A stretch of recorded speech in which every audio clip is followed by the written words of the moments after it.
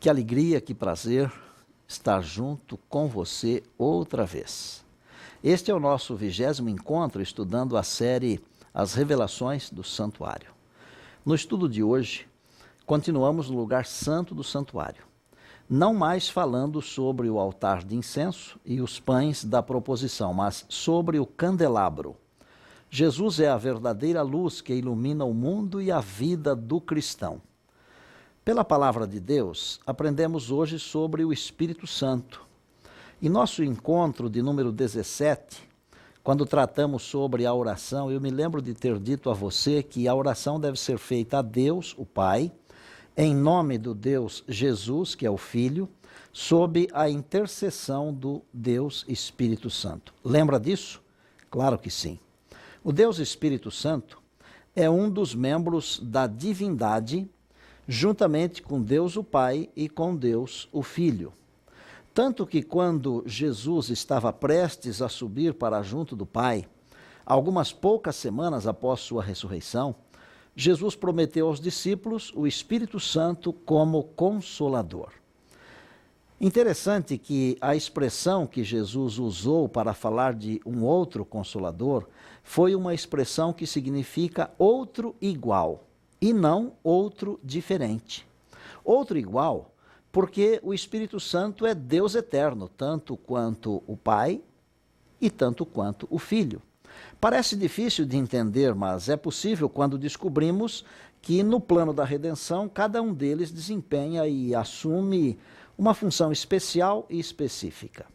Uma das muitas provas de que o Espírito Santo também é Deus, assim como o Pai e o Filho, está no episódio envolvendo Ananias e Safira, bem no comecinho da história da igreja cristã.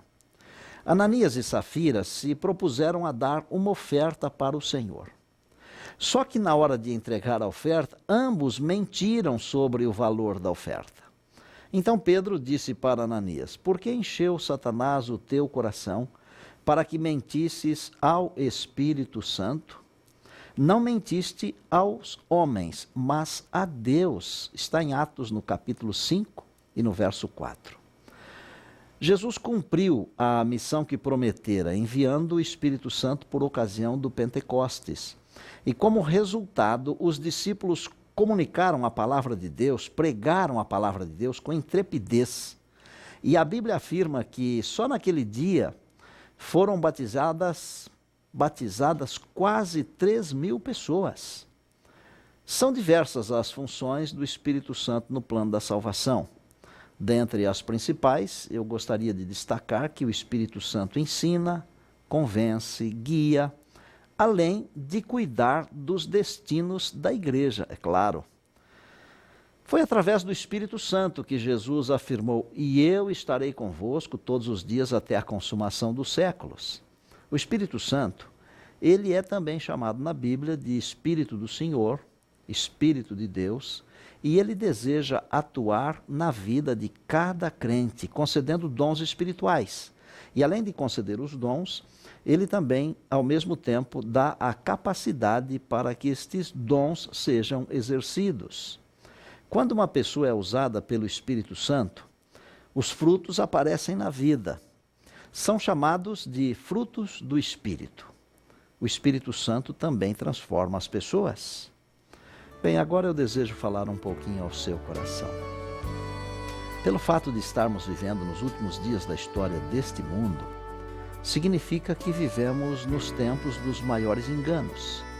Satanás sabe que pouco tempo lhe resta, por isso ele está bramando como um leão, procurando alguém para devorar. Seria impossível resistir ao mal, não fosse a influência do Espírito, influência poderosa na nossa vida. Para concluir este assunto de hoje, eu quero dizer a você que o Espírito Santo deseja guiá-lo em toda a verdade, fazer você lembrar tudo aquilo que já ouviu sobre Deus. O Espírito Santo tem o poder de guiar a mente das pessoas. Eu poderia contar muitas histórias para você sobre isso, mas eu quero contar apenas uma. Eu fiz um evangelismo nos Estados Unidos há não muito tempo, na cidade de Sacramento, na Califórnia. E no meio do período do trabalho eu fui visitar um homem, um americano, que já havia sido adventista, já havia sido cristão na infância e na juventude, mas ele deixara a igreja e também abandonara Jesus.